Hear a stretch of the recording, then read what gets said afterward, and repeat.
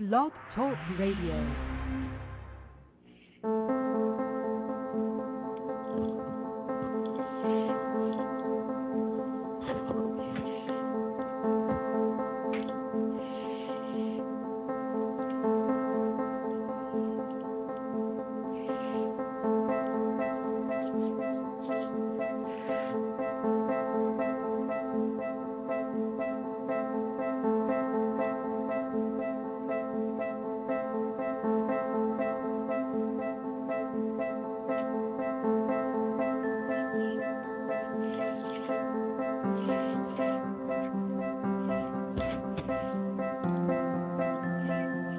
Hello and welcome to Awakenings. Hello everyone.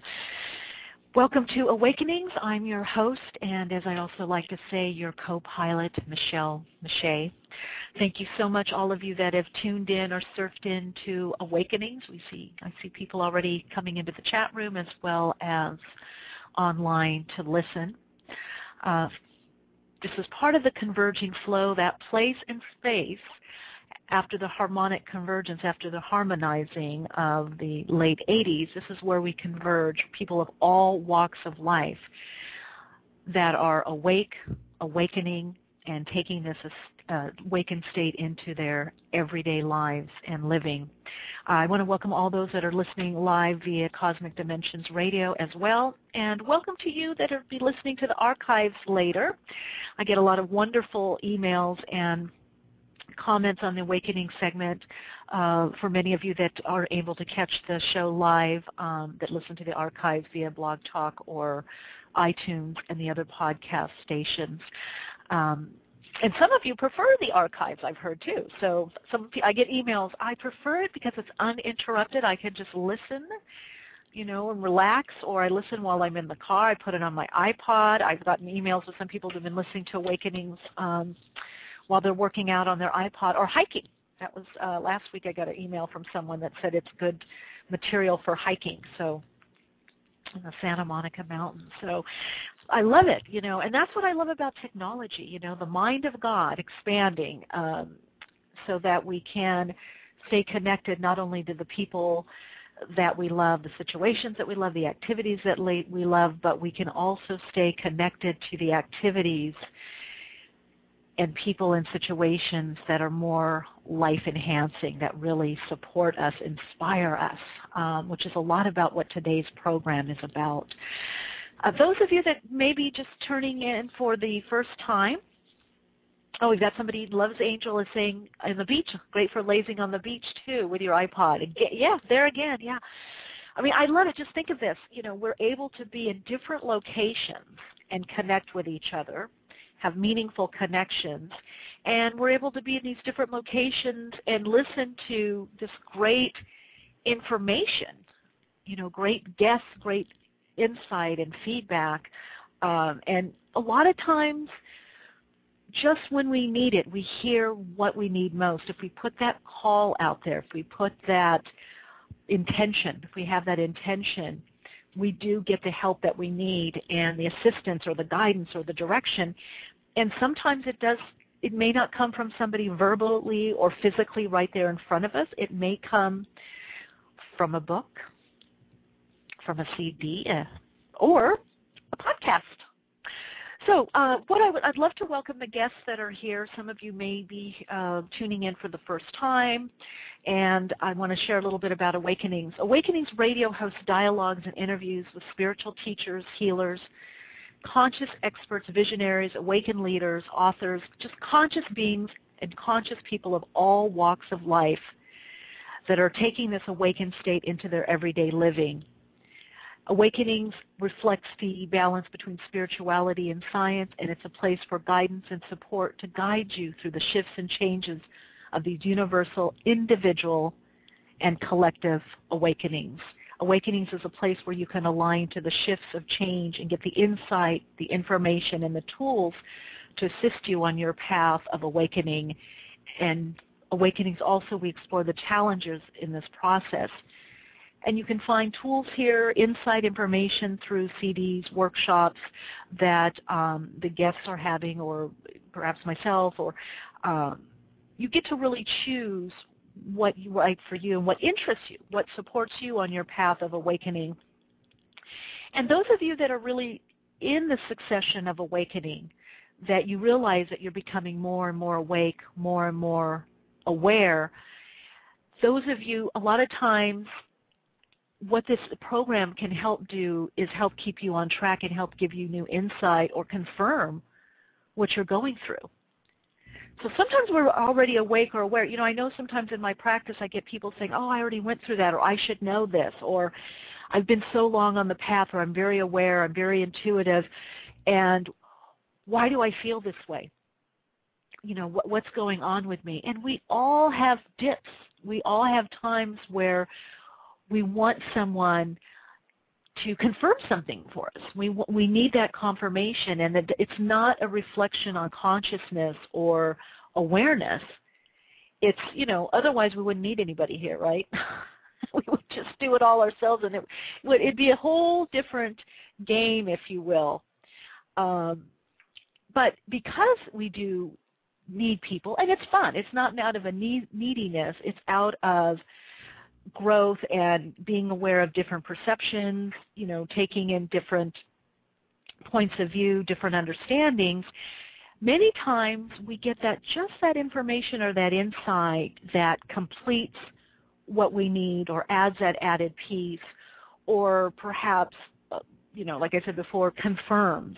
So what you might find is that as you're living more and more awake, more aware, a lot of what you receive are confirmations. Yes, there'll be new information, perhaps new tools, new techniques, new viewpoints, but it's not so much that you're off path or off track, it's that you're perhaps needing a confirmation of what you're intuiting or going through. And when you receive that confirmation, then there's more self-trust, more trust in your higher self, your inner directive, your inner you, your inner knowing, however you want to term it. When there's more trust, that breeds more trust. And it's really talking about more trust in yourself, that higher self. And you know what's interesting, what we're really talking about here is not the essential you, not the essence that you are, not the spiritual nature, not the I am that I am aspect of you, but the ego personality that's been programmed. So really we're reprogramming and reinforcing the new programming that is healthier. In programming, what is that? Beliefs. We need certain beliefs. You know, they help us, you know, manage the energetic field that we are, the resonant field. And when the resonant field manifests as in an idea, we put that in or systemize or codify that as a belief system. So you're going to find as this new age or these times are unfolding that we're having less and less rigid belief systems. We have Love's Angel in the chat is saying you're looking for someone to brainstorm with. You have so many ideas and no one to bounce them off to help you expand them. Well, there you go. So you're putting out the call there. You know, I would suggest put your email or contact information in the chat room. You can also leave a comment with contact information on the Awakenings segment page. And that is part of, you know, you're bringing up a very interesting point here. Senla is also saying the same thing.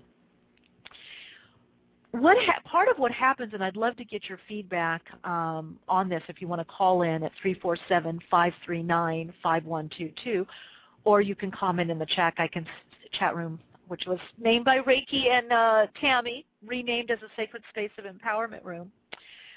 Part of what happens is there is a time, kind of a separating out from the pack in a sense, where you get to a certain place in your path where you do need a different type of inspiration or understanding because you've gone through a lot. And if you've gone through a lot, perhaps studying a lot, you know, with some good teachers, you know, books, CDs, but most importantly, your own inner wisdom, that you've been in touch with your inner you, there is a separating out perhaps sometimes from those. You can help those perhaps that haven't integrated this aspect of themselves.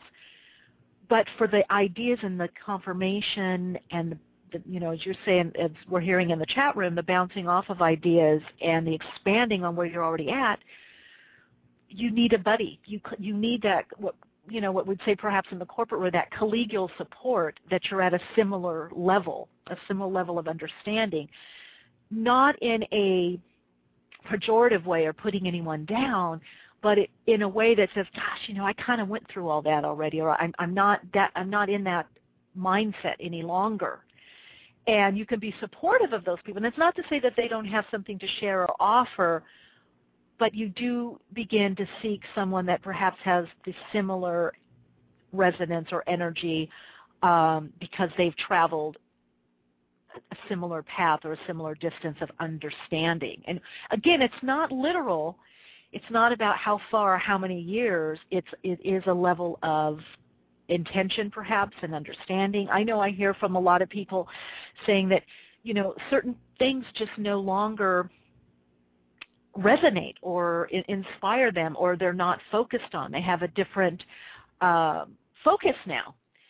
And how do we find someone that fits in with that? How do we find someone that's aligned with our new ideas, or those new ideas, or ideas that we don't even know yet, but that we can feel something new is emerging through us, as us. We can feel something new coming in. Well, you do need to get with people that are at a similar place and space, someone that is walked through it or is walking through it at the same time, and that tends to be very inspiring. And I really agree. I think that and Sylvia's putting in the chat that it's important to share experiences. I agree.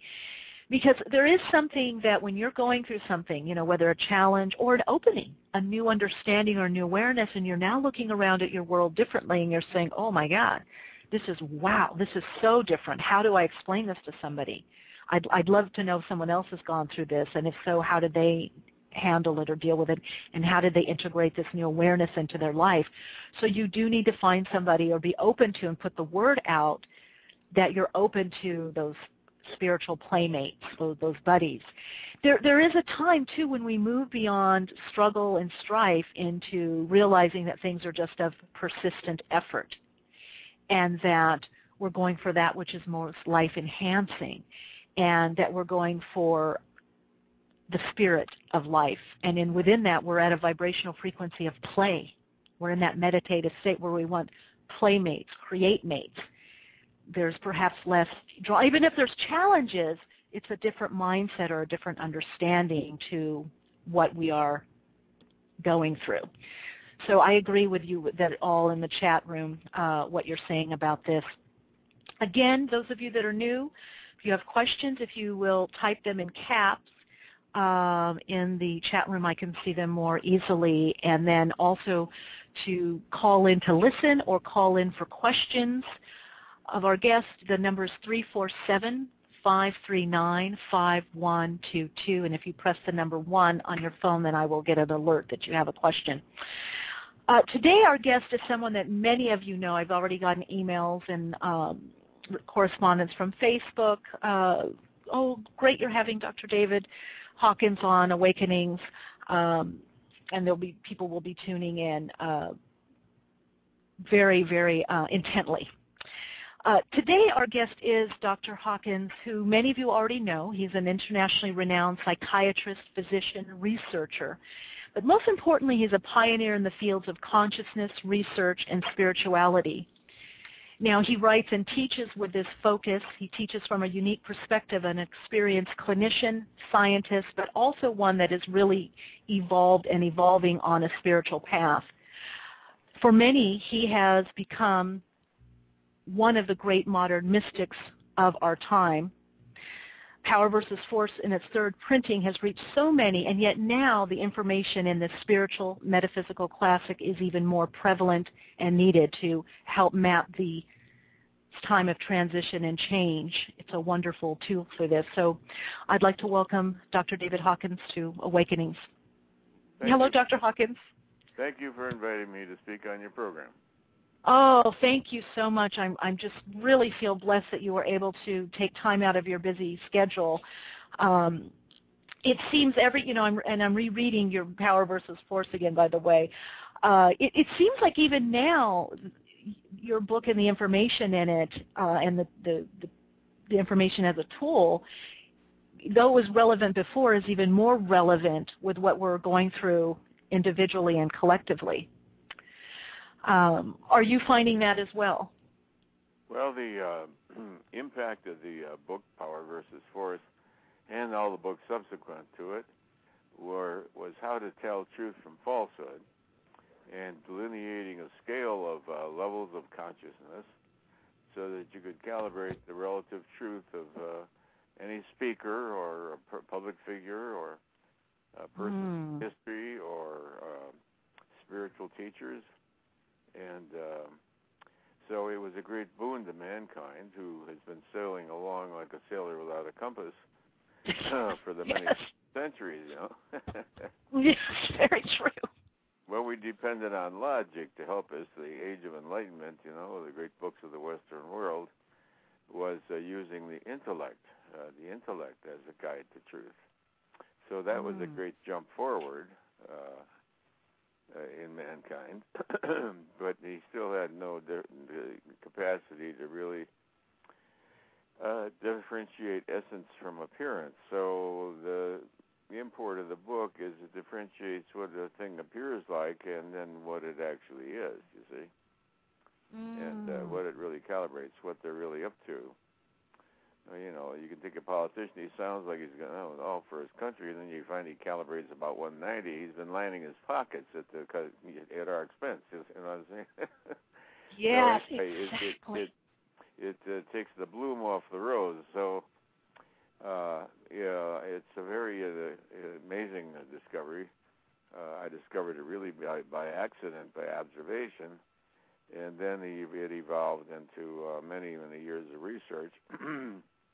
And, of course, a series of books, all of which are devoted to different aspects of the human experience, and with the emphasis on spiritual evolution, because that's mankind's real confrontation is spiritual evolution. Yeah. Mm-hmm.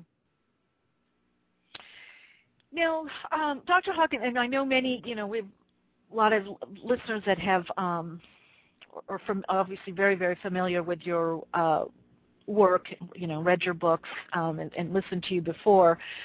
But for those that are perhaps new to your work, what basically, because you came from a very clinical background, although in reading your book you did have, you know, awakening experiences earlier on in your life, perhaps not the reference for them yet, that came later.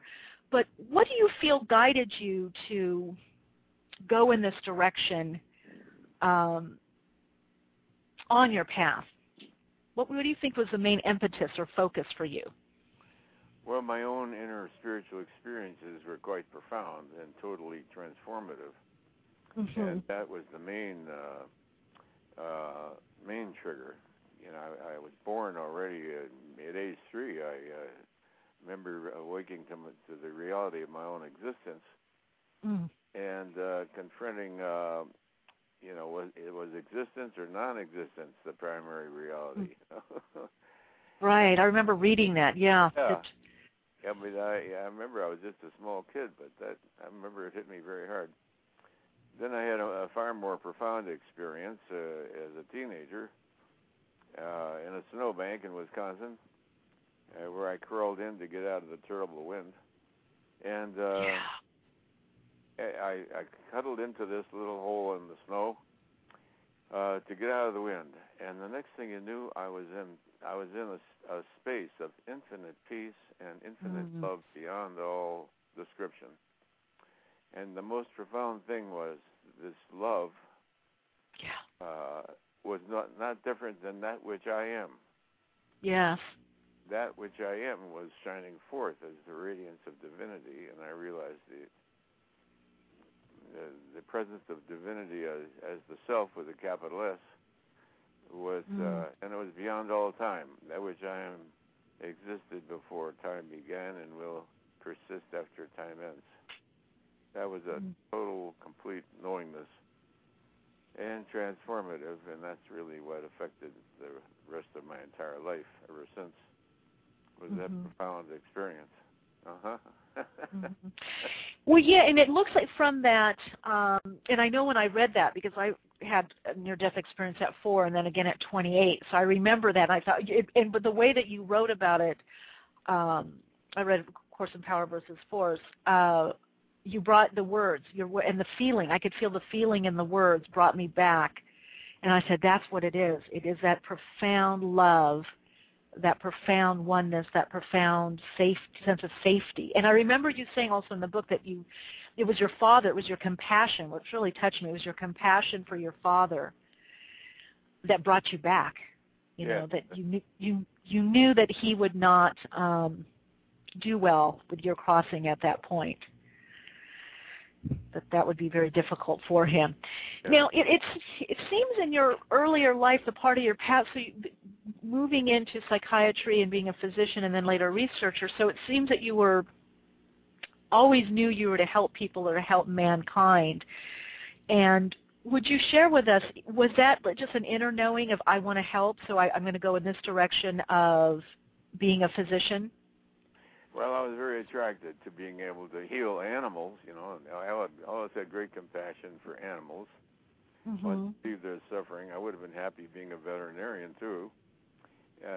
Anyway, I got drawn towards medical school, and I had the marks to get in. So, and then while there, of course, my main interest was psychiatry. I really went to medical school in order to be qualified to become a psychiatrist.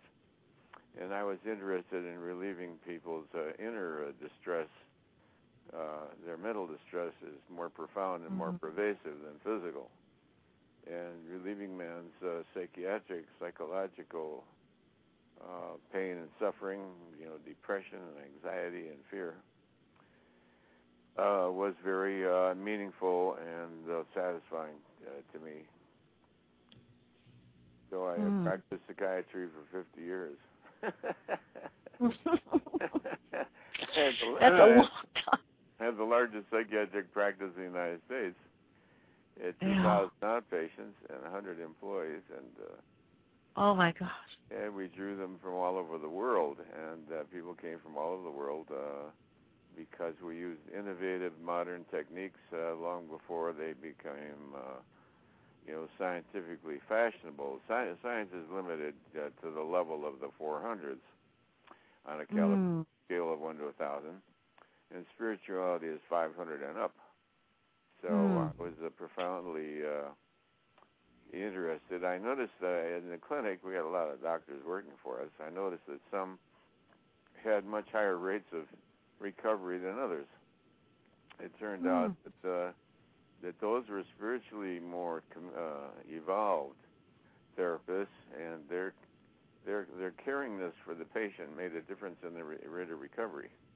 And that's been a recent scientific research showed that doctors who care for their patients have a much higher recovery rate than doctors who are totally cold and indifferent. That genuine care. Caringness. Caringness. Did you find that they would also perhaps prescribe or give a different type of treatment plan than, let's say, one that was on the lower end of the scale? No, they might both prescribe the same thing, but one would get recovery with it and the other wouldn't. And but I noticed certain therapists had high recovery rates no matter who they treated, and it just they calibrate higher. So the more spiritually evolved the doctor or psychiatrist or psychologist is, the greater their chances of recovery. Yeah, they transmit an energy to the patient that is uplifting. Yeah. So we uplift others by what we ourselves have become. So it behooves us all to become all that we can, and thereby benefit all of society, our families, and if we're therapists, our patients. So what I'm hearing you say is we're calibrating higher, we're actually affecting positive change just in that adjustment of calibration. Yeah, very much so. Now, the consciousness level of mankind throughout the ages stayed at 190. 200 is the level of truth. It stayed at 190 for centuries. And then suddenly in the late 1980s, about 1988, for no apparent reason, it suddenly jumped from 190 to 204. And that was the great crossing from one domain into the next. So mankind now, the prognosis for mankind is much higher than it was before. At 204, you're over the level of truth, and below 200, you're on the level of death and its destruction. So mankind is now on a positive trajectory. So there has been a turning point. I think it's evolutionary, and I don't think it's due to anything specific that happened in the world. But we referred to the level of, at 190 you calibrate lower than the family dog.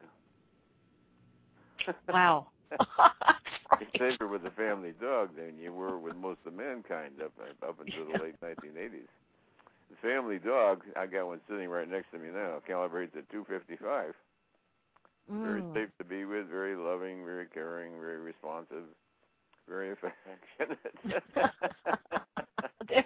Those animal beings usually are pretty darn evolved, though. They're, there are many countries in the United States, in the world, that calibrate below 200. They don't even calibrate as high as the family dog. Yeah. Someone once told me that many beings come back as dogs because it's hard. You're very selfless. You're karma free, so it's actually a very high karmic evolution.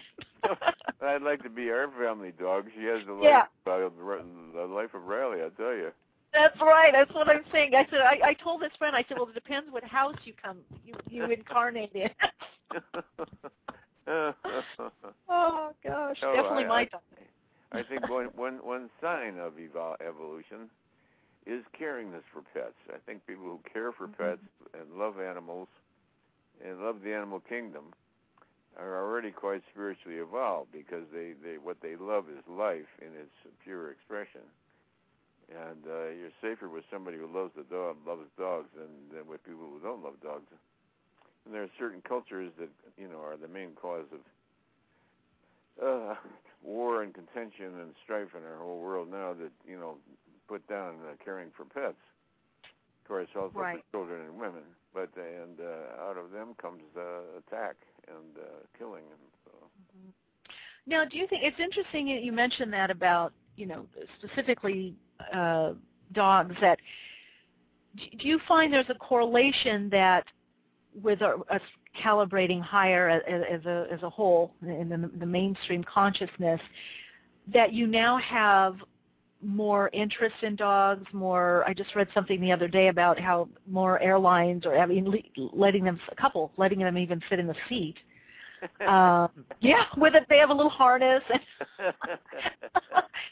They're more, cafes for dogs. It's there's more care. Doggy cafes, huh? Yeah, doggy cafes. Well, it's caringness for life. It's really caring. So you're saying in life in general, it's the caring in life in general. For sentient life, sentient. Sentient, right. Okay. Caring for sentient life, no matter what its nature is, Evolved people try to be kind towards all of life and all of its expressions. They don't be destructive towards the nature, or they don't cut down and burn down the woods for no reason. They don't, they value life and nature and its various expressions, because they see the beauty of life. So it's caring all the way through for the sentient beings. That's right. Now, Dr. Hawkins, let's go back a little bit to how you discovered this consciousness calibration and how you determined the calibration for those that are new to your work?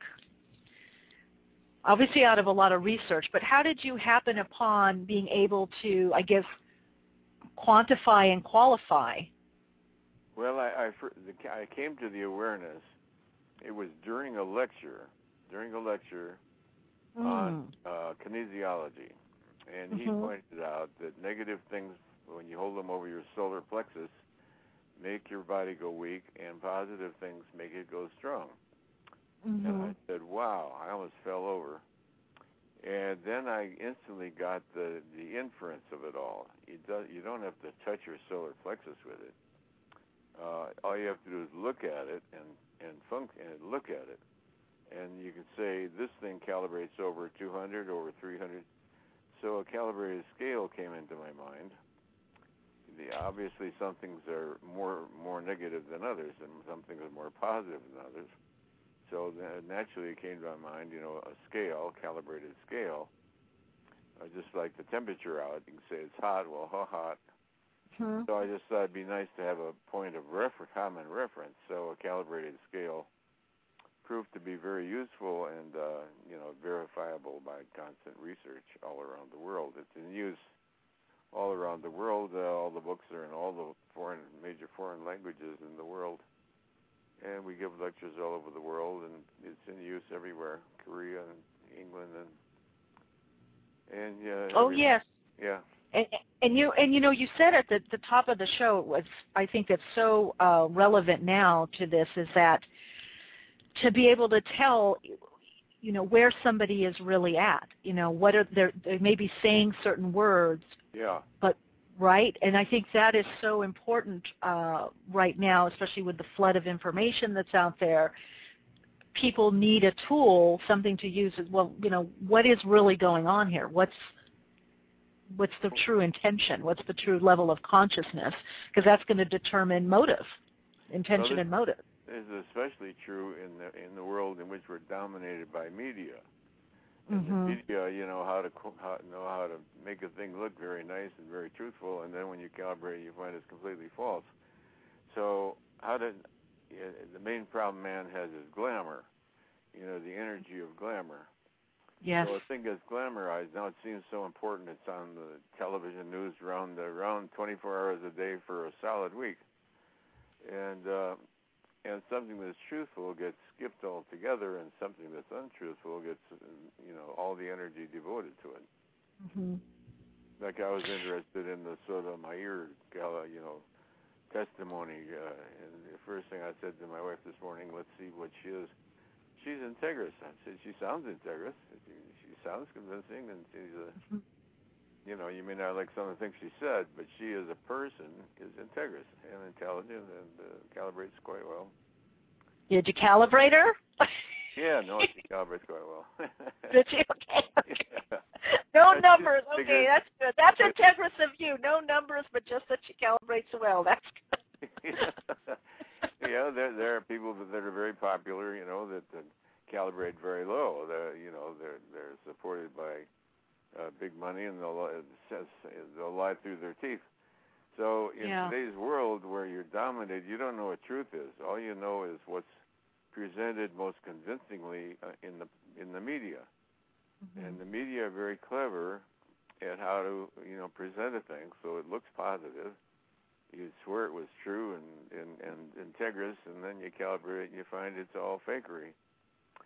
So it's very hard today, because of the media, the profound influence of the media, to find your way to the actual truth, in the public domain. In the private domain, it's relatively easy, but in the public domain, it's more, people are so, overwhelmed by the media impact, Well, that brings me to a question. If, and it's interesting that if the truth is calibrating higher, why do so many get drawn to and fooled by they're perhaps not feeling on some level because they're listening to certain words, but underneath the consciousness is not there? What is it that causes people to do that? And do you think it can change? I guess it's a two-part question. Well, it's perception. How to discern perception from essence. That's what we really teach. What does the thing look like on the surface? And then if you calibrate it, what is the truth of its essence? So how can you tell the wolf in sheep's clothing? Yes. The slide I show at all lectures is the wolf in sheep's clothing. How can you tell the wolf in sheep's clothing? Without calibrating, you can't tell. And gets fooled generation after generation. Look at the most wicked people that have lived in my lifetime. You know, the world was busy cheering them on. Adolf Hitler would give a lecture, and people would swoon with happiness at the presence of the Great Führer. You know, and he's leading mankind down the past all of Europe to destruction. And the crowds are cheering him on. So, you know, was Adolf Hitler a savior, or was he one of the most wicked men that ever lived, you know? Well, yeah, the perception. You can't tell by the roar of the crowd is what I'm saying. Now, in obviously your books, and you have so many books, I think people, you know, take it bit by bit and digest them. In your workshops and such, do you find when you're teaching people the calibration, do they then become, is there an intuitive faculty to that? Do they become more intuitive, or is it more trusting their intuition, or is their intuition become more accurate? Well, it isn't intuition. It's a matter of, training and experience. Okay. You look at something and you say, you know, if I had to calibrate it on a level of truth from 1 to 1,000, where 200 represents truth, I would calibrate this person as so-and-so. And then you have somebody working with you that you can test it with their arm.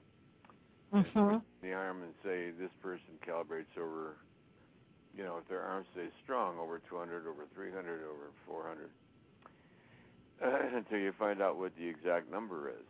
And, of course, the more often you do that, the more intuitive you get about it, because you begin to see essence instead of appearance. Okay, so that's how. Because I've known people that have used your calibrating technique, you know, the muscle testing technique, I guess, or kinesiological technique, and they do say that they do tend to become, they feel that they become more intuitive, or sometimes they'll just get like a gut feeling, or... They do, yeah. They do, okay. Now here's a good question. We have a question in the chat. What if people aren't ready for the truth? Well, then they should stay away from my work. Okay. If you'd rather live in the world of illusion and believe everything you see on television and every advertisement, you better stay in that world. Yeah. Now, would it sway? Let's say if somebody isn't open or ready, that's, let's say, being tested or viewing someone being tested, can it pick up on that other person's energy? I don't know exactly what you mean. Well, meaning, I guess the idea is if someone's not ready to hear the truth, can that sway the testing? If they're not ready for the truth of what they're testing, they won't get a positive answer, and they'll get a false answer. Okay. I tell people, don't do it unless you're prepared to handle what the truth is. And start out with things that don't have any personal significance, so you don't have to get all emotional about it. You know, just say, what is the dog calibrate at? What does the kitty calibrate at? You know, what public figures calibrate at, and historical figures, and you begin to get a sense of it. You get a sense of what you're dealing with.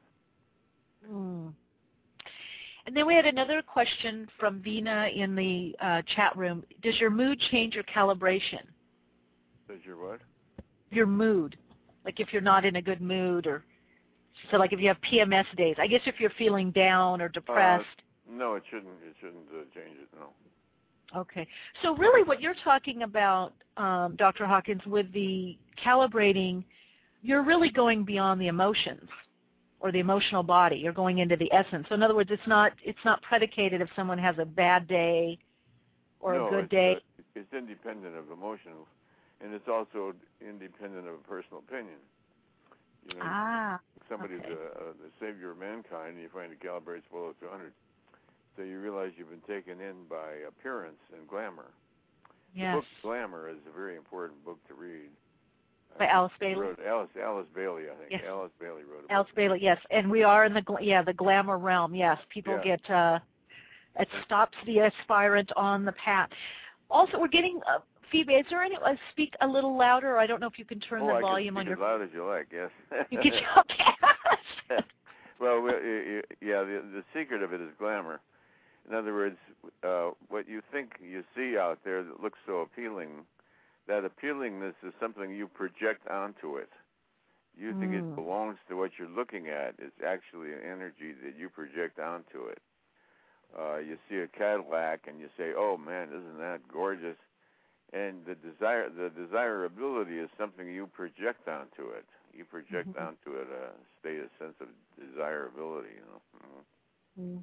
Yeah. That's a real trap for people, even on the spiritual path, and I even just put in the chat, especially on the spiritual path, because many people want to believe the words and want to be saved, and they get caught into these cults and, you know, all kinds of weird, you know, happening. They can't tell a true teacher from a false teacher, and that's one of the greatest benefits of this technique. And in fact, one of the books we listed 100 integrous teachers, 100 integrous teachers. And, did you? Now, what book is that? So I can put that. Well, I forget what book it is. The book it lists 100 integrous spiritual teachers. Susan, okay, I'll have people research it and put it in. Anyway, there's 100. We list 100 integrous spiritual teachers, well known and accessible. And because there's many false gurus out there, you know, some of them have big names and a lot of publicity. Yes. You find that they calibrate below 200. You know, they're out after your money and going to bed with the ladies and various other amusements. You know. And is that what the publishing company Veritas? It's truth, yeah. I thought that Latin for truth, yeah. Mm-hmm. Latin for truth. Well, and you know, and I said earlier that it's so pivotal, I think, right now that you are, you know, I hope going to be speaking more, and I know you have some seminars, and we'll let the listeners know about this as well. But because in this, you know, quote-unquote new age or this new level that we are, you know, stepping into, you know, it's said that, you know, many teachers, we're the Messiah, each one of us has the message. Because of that, and so many people waking up, there are a lot of people out there that are perhaps reading certain books or espousing certain things, and new people on the path can be led astray because they don't know. That's you know, true. they don't, right? So it's really important that there's a tool or a technique or a few tools or techniques or ways that people can say, how can I get, you know, is this really real? Yes, because some of them, you know, become very popular authors and popular speakers, but then when you hear them, you find they're below 200. You know, you say, how can that be? And then you get more sophisticated, and you begin to see how these people bamboozle the public. Yeah. You know, I just think it's timely. I mean, like I said, I'm rereading, you know, again, because I knew that you were coming on the program, and then I thought, you know what, I could. It's a good tool because, again, there's going to be, and you mentioned media, at some point we're going to have this kind of conversation. It'll be even more mainstream, and the books it's just going to be everywhere. And so how do you sift through, you know, the verbiage to get to, as you're saying, that essence? What's the consciousness level? Okay, we have a couple questions. Go ahead. We found that 50% of the books in the average spiritual bookstore are fallacious, calibrate below 200. 50%. I thought so. Well, I love this because you're confirming a lot of what I have been telling my patients and my clients that I work with, you know. They get caught up in the glamour of the woo, what we call in Sedona the woo-woos. Exactly. They get caught up by the woo-woos. If it's woo-woo, it's not going to happen. Always say spirit, the higher self or spirit always does give you some step or something practical. It's not going to have you sell everything and, move to the Himalayas, just there right. must be just, right? But it's going to make there's going to be some common sense in there. Yeah, we can't all move to the Himalayas. You're right. Oh, gosh. Now, Dr. Hawkins, Michael is asking, how does one determine one's baseline calibration? You can't really calibrate your own level of consciousness very accurately. Ah, because okay. You're not going to become detached and objective about it. Yeah, and we get crazy notes and letters all the time from people that discovered that they calibrated 1,000. Well, 1,000 are the great saviors of mankind, Jesus Christ and the Buddha and Krishna. So, I mean, if you think you calibrate the same as Jesus Christ, you can see how the ego has interfered with your calibrating your own level of consciousness. Dr. Hawkins, is that the level of when everybody comes back as Nefertiti or Cleopatra in past lives? Well, most of the beings that would calibrate high are on the other side. And, at any one time, there's only a few people on the planet that calibrate over 600. There's only 2 or 3 at any one time in history. And they counterbalance the negativity. See, those at the top are, because it's a logarithmic scale, all you need is 2 people at over 600 to counterbalance all the negativity of mankind. So there's seldom more than 2 or 3. It's unusual to even have 3 on the planet at one time. So that's all that's necessary, because only a few individuals that calibrate extremely high are necessary to counterbalance all the negativity of mankind. So is there a calibration, let's say, of the resonant field? I don't know what you mean by that. That we are, well, I guess the totality that we are. Obviously, there'd be a calibration, or maybe this is a better question. Is there a calibration of, let's say, the mainstream or the bulk of humanity within a society? Is there a general? Oh, yes. You can calibrate the level of consciousness of the people of a whole country or a whole area of the world, or the eastern and western hemispheres. Oh, you can. Okay. Yeah. That's interesting. Like right now, America calibrates, I think, about 424. That's the highest in the world. It calibrates higher than any place. Yeah. Wow, that's good to know. That's telling. Well, this is a world. America is a world where the intellect and responsibility and accountability are calibrated extremely high. Where you have to prove yourself, and you can't falsify yourself. Of course, you do once in a while, and they hit the news. Yeah. Yeah. Especially now. Firm calibrated. That's right. There's that guy with the gray hair that got all the billions invested in him. Well, he calibrates below 200. I wouldn't have invested in him. No. Well, I have a great friend and client who said the same thing, who's actually a stockbroker and trader, and she said, I guess she had a chance to do business with him and did not, and some of her colleagues did.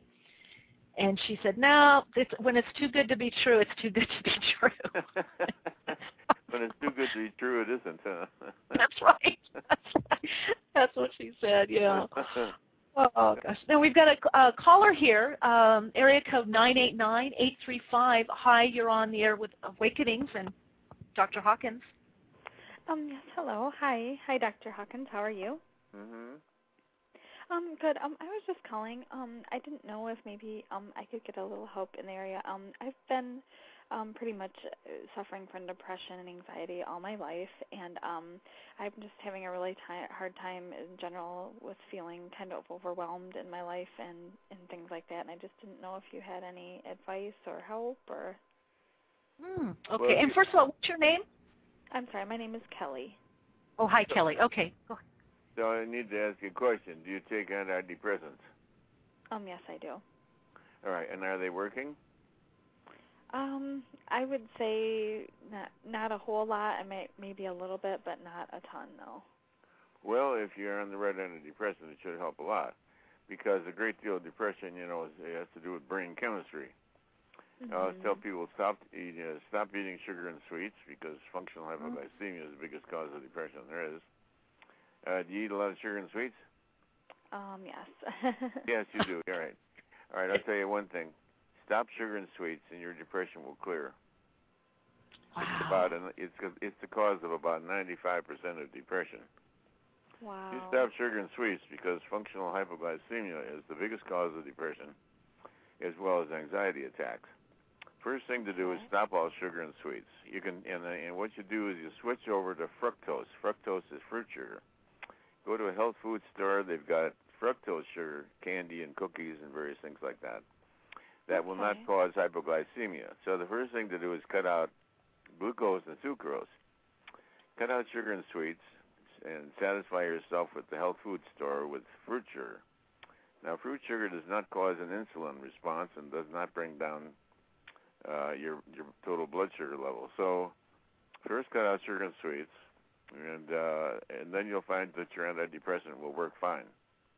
Okay. I've treated thousands of patients who sounded exactly like you, and I'll tell you about 90% of the time what I'm telling you is all that's needed. Okay. Well, yep. Great. Well, that's very interesting. So and you call it functional hypoglycemia. Yeah. People have really hyperinsulinism, and they eat sugar and sweets, and their blood sugar comes down low, and that triggers depression. And you can't cure the depression until they get off the sugar and sweets. So first do that, and if you find it hard, go get fructose fruit sugar, because fructose does not cause the same reaction as sucrose or glucose. About 90% of the time that works. And when patients used to call me and make an appointment, I'd say, between now and the time I see you, cut out sugar and sweets. And when they came to see me in the office, a high percentage of them were cured already. They said, well, the anxiety attacks went away and the depression went away. I don't know why I'm seeing you. Wow.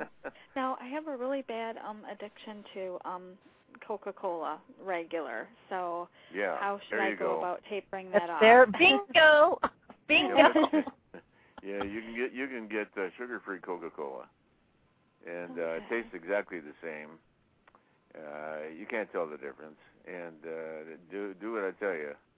Okay. And if you feel to get better, you call back the program and tell them that I don't know what I'm talking about. Old Doc don't know what he's talking about. I gave up the sugar and sweets, and I'm still depressed. Well, it also sounds like, Dr. Hawkins, it's like a kind of a vicious cycle, because if you probably feel down, you probably take the sugar there you something, go. right? Is that it? Yeah, to kind of definitely. just feel better. So you're going to have to tough it up for a couple weeks. It won't. That'll cure it most of the time. Yeah. Well, thank you so much, It's Dr. not a great sacrifice. It. It's better than killing yourself. Yeah, definitely. And get some support, Kelly. Get some. He's got some great CDs or books. I find if you're feeling a little down, sometimes getting some inspiration from someplace else besides a donut. Definitely. Get a CD or DVD and listen to it. If you dip a little bit, and you talk about this in the book, a couple of your books as well. That sometimes it's our surroundings, it's the people that are around us or our environment. Yeah, that's right. Exactly. Okay. Thank you, Kelly, for calling in. Thank you so much for your time. That's such a common problem that she's calling with.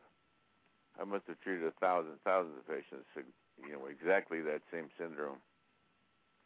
How did you know? Was it intuitive? How did you know to look for that? Because so many people don't have people change the diet. They just put them right away on the meds. Yeah, well, it's due to the clinical experience. Don't forget, I had the largest psychiatric practice in the the United States that's for 10 years. Saw thousands of patients. Yeah. And would you see the same symptom over and over and over, and the kind of the depressive same pattern? Well, I myself had it. I had anxiety attacks. And I went to psychoanalysis. I went on tranquilizers. I did everything, and it persisted. And then I came across Sugar Blues, the book Sugar Blues.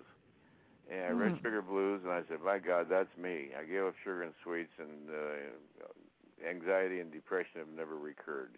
Never had an anxiety attack since then, or depressive attack. I try that. Well, yeah, the blood, because I can tend to have low blood sugar, so I've had that too sometimes. The book Sugar and I had Blues, very common book. Like, Sugar Blues. Yep. Now, can you have orange juice, stuff like that? Or do you watch that as well? I think, yes, orange juice is okay because the sugar in orange juice is fructose, fruit sugar, and that does not cause an insulin response. Ah. So fruit sugar is okay, and in fact, you can get fructose in the health food store. Use that instead of glucose. Fructose is sweeter than regular sugar. So you can still have sugar, just make it fruit sugar and not sucrose or glucose. Yeah. Now let's talk a little bit. This kind of reminds me, because we're talking about food and people and perhaps environment, but the idea of those the attractors. That whole idea of like attracting like, and then when you begin to shift. Let's say somebody is wanting to, or do you think it's possible by what you're doing to begin to an individual to begin to calibrate higher? Let's say somebody is calibrating lower by their activities or who they're associating with. Yes, it does. Definitely. There's a group consciousness effect. So the group you hang out with will affect your consciousness level. That's very well known in AA, by the way, that when people leave the group, they relapse because they think they're keeping themselves sober, and it's really the energy of the group that's so high, the group energy. And that's the value of spiritual groups and religious groups, is the group consciousness tends to hold your own consciousness level up. And when you say, well, I can do it on my own now, I don't need the group, and then they collapse. So they do need the group because it's the group consciousness that's holding up their personal consciousness. So that it reminds me of that idea when you meet, the Sangha or Satsang, when you meet, weekly or sometimes more in a spiritual aware consciousness to kind of help you go through your week. So a group of like-minded individuals come together to pray or meditate, and that you're saying that actually does. I mean, I know people feel that, but you're saying also from the level of calibration, it is raising you. From the energy of, from calibration, the energy field of the teacher, a truly enlightened teacher, the student picks it up in their brain energy. It's actually transmitted. It's a silent transmission. The Buddha spoke of the silent transmission. It's transmitted from the aura of the teacher to the aura of the student. It's silent, and it's done in the physical presence of the teacher. It's an automatic transmission. So the purpose of visiting a great teacher is not just the wisdom of the words, but to pick up that energy and make it and then it becomes your own. Yep. And what would someone need to have that transmission? What would someone need to calibrate at? They don't need to calibrate anything. Okay. They just need to come into the energy field of a real teacher, and their own energy field will be automatically elevated. To be in agreement with the teacher's teaching, of course, is helpful also intellectually, but it's actually the transmission of the energy, and the Buddha called it the silent transmission. It happens in the aura of the teacher. So unfortunately, you have to visit a high spiritual teacher in order to have that happen. It'd be nice if you could just do it via a book or a telephone call or something. I'd prefer it that way, but actually, you pick it up by the physical presence. Now, what about, we're talking about the individual, but how, so you're saying, let's say by different activities or different people that we're around, if we're around more life-enhancing people and situations, we do begin to raise in calibration, right? That's true. Okay. Now, how determinate, though, is the mainstream calibration, the mainstream consciousness calibration, to how far we can rise in calibration? It's not actually a limitation. Okay. You know, you could take the average consciousness level in the United States today. That doesn't mean that everybody calibrates at that, but the average is high. Mm-hmm. So if you're low, you know, you stand out from society by the sheer failure of your life. You know, you're constantly being arrested, and these 5 criminals who killed the parents of 17 children. I haven't bothered calibrating them, but I can tell you they're probably all around calibrated around 50 or 60. Chronic criminality. And how did you come up with the number? Was it just giving a certain scale, or trial and error, just like the thermometer evolved or the altimeter? You know, it's just a practical tool, so that you can compare, like altitude or barometric pressure or the thermometer. It's just a common scale of reference. That's all. So, Dr. Hawkins, when you were creating this, did you find that from that trial and error, like say you would be testing someone, you would get an intuitive awareness that, oh no, it's higher, and then test that, and then it would stop at a certain level? Yeah, so we tested these levels of consciousness, you know, in different areas of the world too, in different areas, and there was no geographic limitation. No limitation due to altitude. It was strictly, you look at a thing and you say, now, what I'm holding in mind calibrates over so-and-so. And then the person you're pressing their arm down. So, you know, if somebody comes on television and I say, this person calibrates over 200, 300, 400, So, and then you come up to 422, so, I calibrate all the commentators and people on television. I want to know where they're all at. How integrous are they really? Are they just politically there, or are they integrous as a person? You know, because don't forget they're influencing millions of people out there in TV land.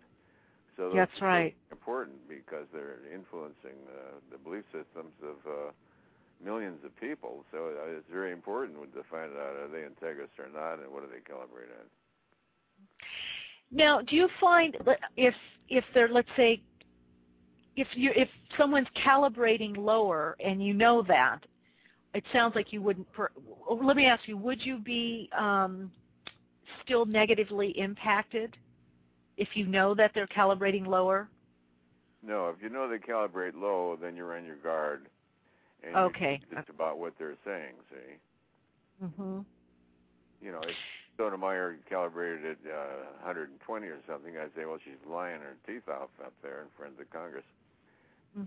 You know, no, she calibrates as very, very integrous. You know, what she's saying is her truth as she has experienced it. You know, so that's good to know. You know, you're going to put somebody on the Supreme Court, you should know what to calibrate. Absolutely. I'd like to know somebody calibrates is going on the Supreme Court, for God's sake. Right. There are many people out there, probably in the political field, that are very, very glib and convincing. So, I mean, I want somebody that's more than just glib and convincing. Now, Senla's asking Dr. Hawkins in the chat room, what is the highest score and who in the world had it? Well, I don't know that right now. Okay. There's usually only 2 or 3 people that calibrate over 600, you know.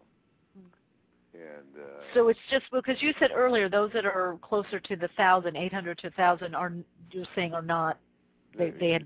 You don't need anybody that high anymore because Jesus Christ and Buddha and Krishna all calibrated close to 1,000. That's as high as you can get in this domain. You can't go higher than that in this domain.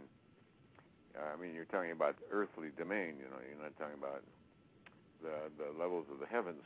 And but in this domain, that's the highest that's ever occurred. Calibrated 1,000. That was Jesus Christ, the Buddha, and Krishna. And then the saints, you know, calibrated in the 700s. And are you saying we don't need that to off-stave or to balance because we are calibrating higher?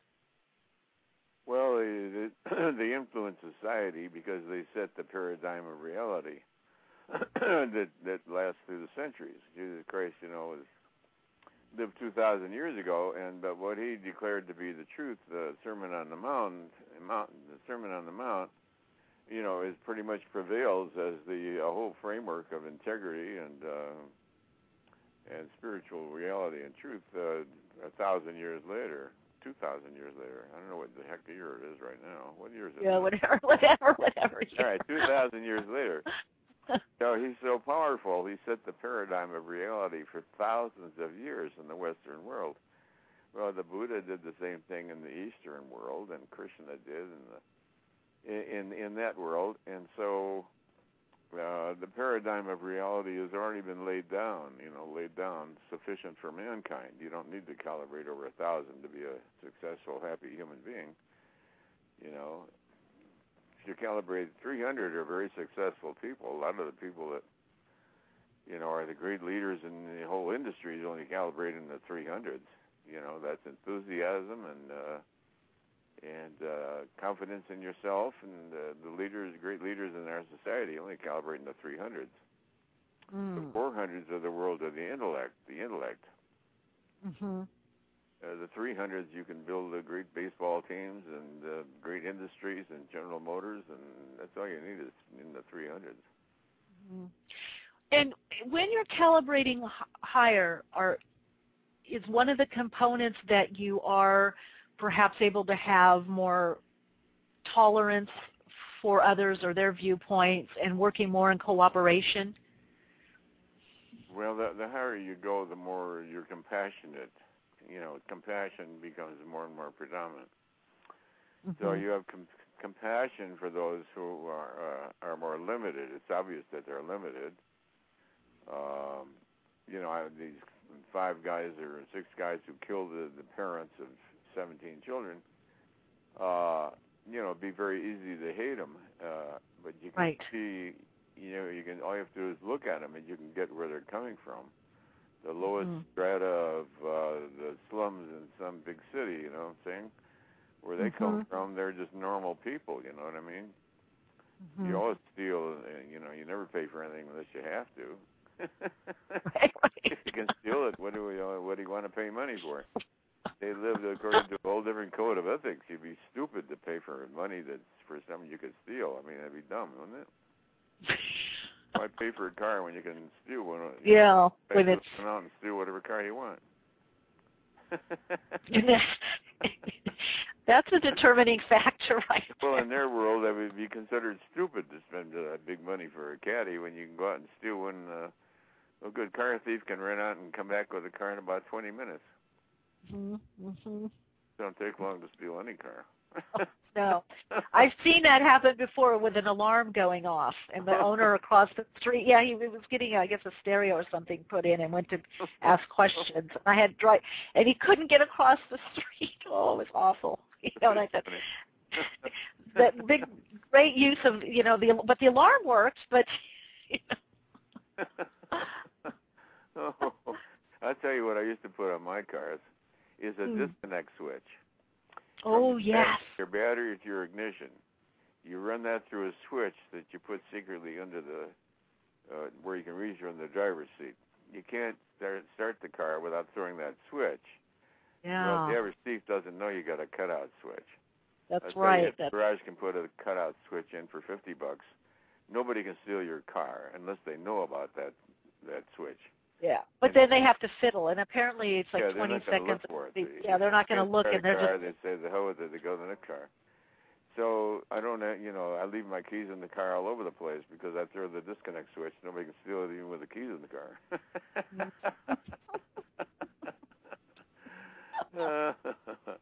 Nobody's ever stolen my car, so. And I do have to mention, I promised I would, from a former student of mine at Agape Spiritual Center, Tony Hebner, yes, that is in one of the mystical traditions courses and has picked you as the mystic to study and research. So, she wanted me to let you know how inspired she has been by your life and your work. And you are, there is this title now, a modern mystic, that you are, I think you even have, live your life as prayer. That's what you do. Yeah. Yeah. Yeah. And what do you mean by that, Dr. Hawkins? Well, because everything you do is of spiritual significance, People tend to categorize spirituality as a thing and separate it off from their life. Mm-hmm. There's an intention in everything you do to be concerned about the happiness and welfare of people around you. Mm-hmm. Yesterday my dog kept jumping on the bed. I was lying down trying to take a nap. The dog kept jumping on the bed, and she's not allowed on the bed. And she would put her head under my arm. And I said, "Get down there. You can't come up here on the bed. Get down there." And she'd get down. 2 minutes later, she'd be up on the bed. Well, stupid me, I didn't realize it, but, the dog hears thunder before you hear it. So the doggy was hearing far-off thunder. Oh. So then I felt, spiritually dismayed that I had failed to read her anguish correctly. The dogs, when I grew up, the thunder, they would all hide under the bed. So, because the concern about the dog's anguish, see? Mm-hmm. So I was concerned the dog had experienced anguish, and I felt dismayed with myself that I'd missed that cue. So to be concerned with the happiness of the dog, I guess would be an aspect of spiritual evolution. Other people would say, dog, who cares about a dog, Yeah. So, but you end up caring about the happiness of all living creatures around you, with your dogs, your kitties, and your neighbors, and your family, and you want everyone to be... Everyone. And they know, those dogs know, they look at you. I tried to tell you, thunder. You didn't get the message. I tried to tell you.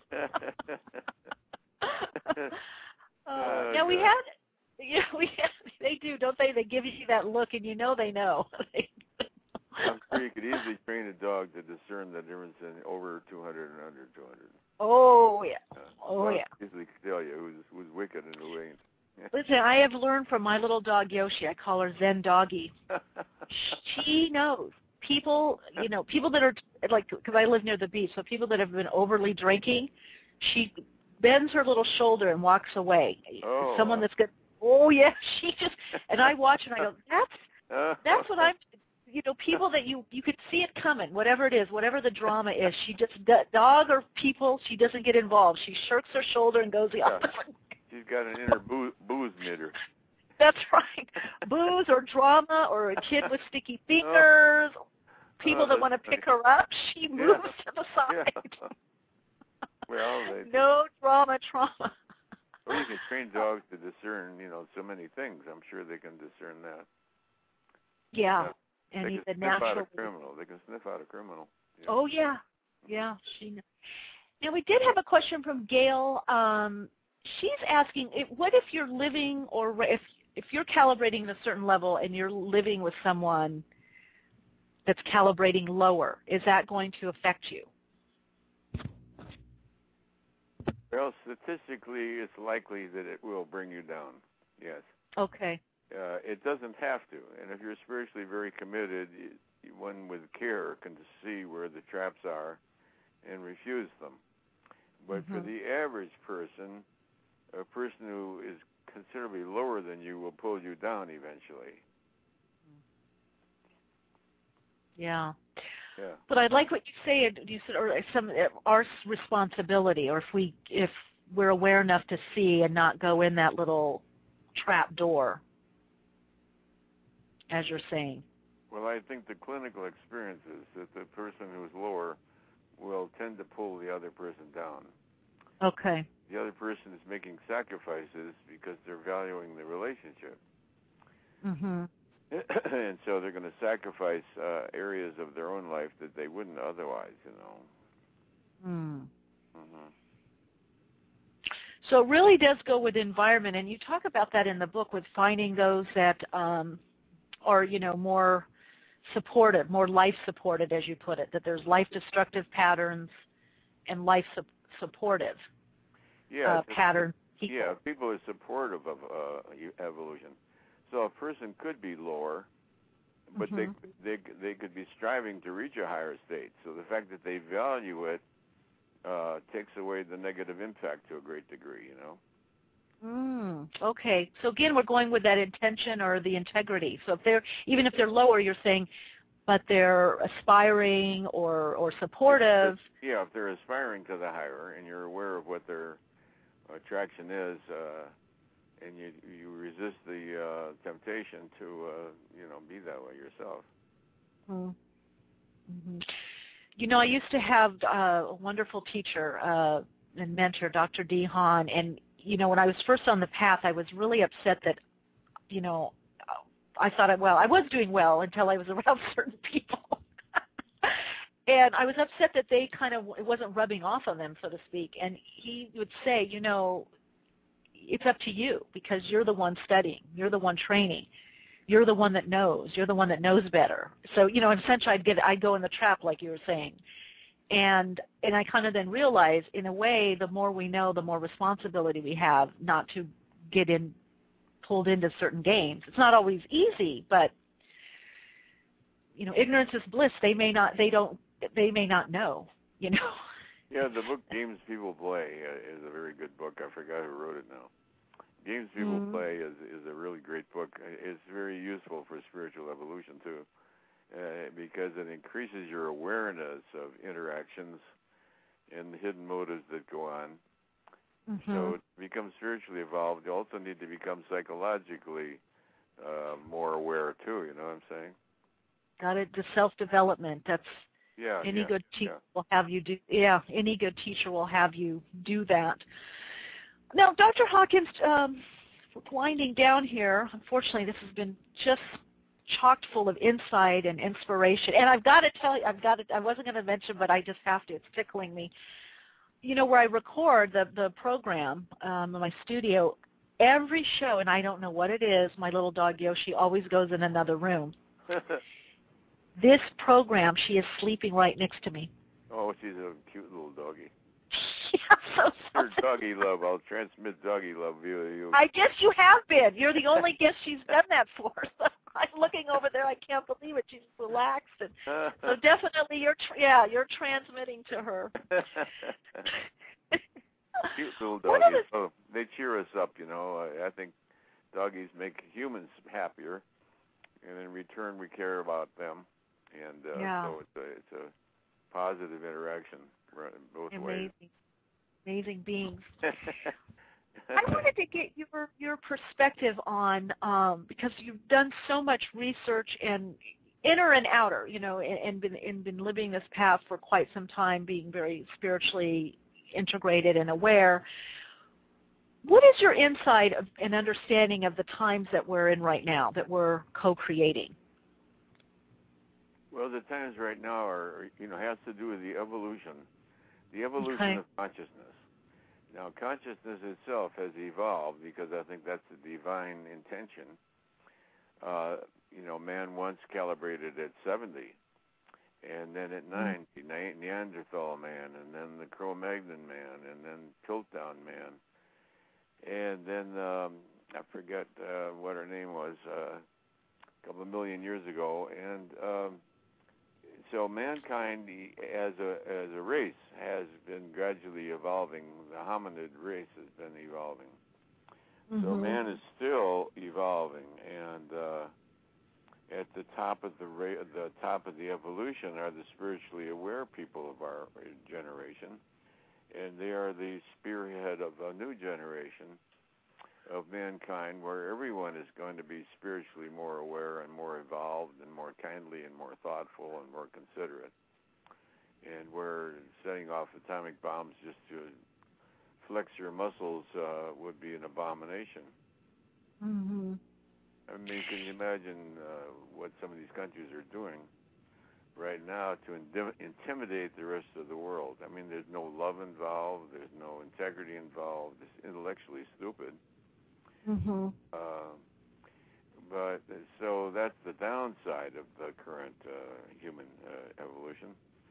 But the upside is that man is more and more calibrates higher and higher. If you calibrate them every couple of centuries, you'll see the mankind overall calibrated only about 90 at the time of the birth of Jesus Christ, only 90.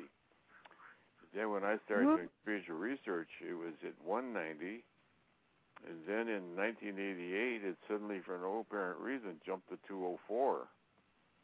And so I see the evolution of consciousness is, the divine intention behind the evolutionary value of humankind. Fortunate one is to be born a human. Fortunate, the Buddha said. Mm-hmm. Fortunate to be born a human.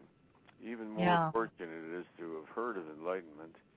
And rarest and most fortunate of all is to be born a human, to have heard of enlightenment, and then to proceed to pursue it. Rarest of all is to have heard of enlightenment and pursue it. Yeah, that's right. So that your audience is the rarest of, the kind of people that listen to a program like this are the rarest on the planet, very small percentage. But they are the leading edge of the evolution of mankind. Mm-hmm. Yes, so true. They renamed two of our listeners, Tammy and Drita, renamed the chat room the Sacred Space of Empowerment. And I got and they're you answer questions before I can even put your website. Tammy, a few people have already put it in there. Michael put it in. Senla, they've been tweeting it. I don't know if you know about this Twitter world, but putting it on Facebook, putting the links out, and answering questions. I feel blessed to be a part of this converging flow. I love the terms they use, like Twitter. I don't know. Yes, isn't it? I don't know how to work a computer. I could never be president of the United States. I don't know how to work a computer, but I got a whole office full of people who do. That's it's good as doing it yourself. I love the terminology. I mean, Twitter, or it's just so funny. Twitter and tweeting and. We have another question. Will what's happening now and leading up to 2012 have any influence in the evolution of calibration? Leading up to 2012? Yeah, will 2012 have any influence in the evolution of calibration? I guess will we calibrate higher? I don't see anything important happening right then other than the common human belief system that something of significance is going to happen in 2012 or 2015 or some year. Yeah. But such years have been selected, routinely throughout man's history. And the time comes and goes, and, like Hale-Bopp comet, it comes and goes and nothing changes, That's true. Or like, what was it, 2000, the 2000, millennium, everything. In the end, So everything. Yeah, because, the reason they all coincide is because they're all based on the astrology. So, whether it's Nostradamus or whoever, they all come up with that because they're all basing it on astrology. Mm-hmm. Mm-hmm. Well, what do you think? In my contention is we're already in this change, this shift. It's happening right now. We're in. Yes. Now, one thing I want to ask you, because you said earlier it's not anything that we're doing, but is this evolutionary process destined to happen? In other words, is it part of the evolutionary process? It's definitely part of the evolutionary process. Okay. If you calibrate mankind throughout history, he is constantly advancing. So intrinsic to the human, being born a human, is the karma of spiritual evolution. Otherwise, you wouldn't be on this planet. You'd be someplace else, place with all animals. So here we're destined to evolve, and that's part of the intention of the being born a human, is to evolve. So even though we're assisting or ushering it in, let's say like a dialogue now, doing your reading certain books, workshops, we're perhaps assisting or facilitating or co-creating in it. However, it's happening anyway. It's happening as a result of divine intention. Yes. beautiful. Oh. Man was created as an evolutionary being between the animal world and the spirit world, and then so he serves an evolutionary link from the beginning of mankind to the present time. And if we came back 1,000 years from now, we'd say, wow, look how far man has evolved in the meantime. I love that, though, but you're saying it's because of the divine intention. Yeah, it's God's will. Yeah. Oh, beautiful. On that note, I did want to share with our listeners that you do have a seminar, I believe, coming up Saturday, August 8th. Oh, yes, that's true. Yes, Prescott, Arizona, okay. And for those, go ahead. Yeah, Dr. Hawkins? Arizona. We have a nice auditorium there, a lovely new auditorium. Okay. Now, do you have workshops at your research center, or do you tend to go on location? We give lectures around where it's convenient, where they have large auditoriums. Okay. Because we draw a pretty large crowd. So we need an auditorium that'll seat 1,000 or so. So August, the one in Prescott, is at the Ruth Street Theater there. It's a theater that seats 1,000 people, and it's a very, very beautiful place to meet. It's lovely. And that area of Prescott is a lovely place to visit, and it's very easy to get to now from Phoenix. There's a special airline that goes right to Prescott, right from Phoenix. Mm-hmm. So those that want to find out more information about the seminar that you're presenting in Prescott, Arizona, and that'll be Saturday, August 8th, they can go to your website, veritaspub.com. Right. As well as there's a lot of information on all your books on your website, your CDs and DVDs, just it's a treasure trove of information, tools, and insight. So it's a great resource. Dr. Hawkins, I really want to thank you for being on Awakenings. I really, really appreciate you taking the time out. I enjoyed it. Thanks. And I like being on your program. Yep. Thank you. That means a lot. That's the open door to you. Anytime you have anything you want to share, however little or short, 10 minutes, 15 minutes, 20 minutes, whatever. You know that we calibrated your program before we said yes. Oh, I love it. What do you think? We're stupid? Yeah, that's a good point. Well, then we asked God, should we appear on our program? We got a yes, so then we do it. If we got a no, we wouldn't. Okay. Wonderful. Good. Right. Yeah, well, so you live this. You follow this. It's so important.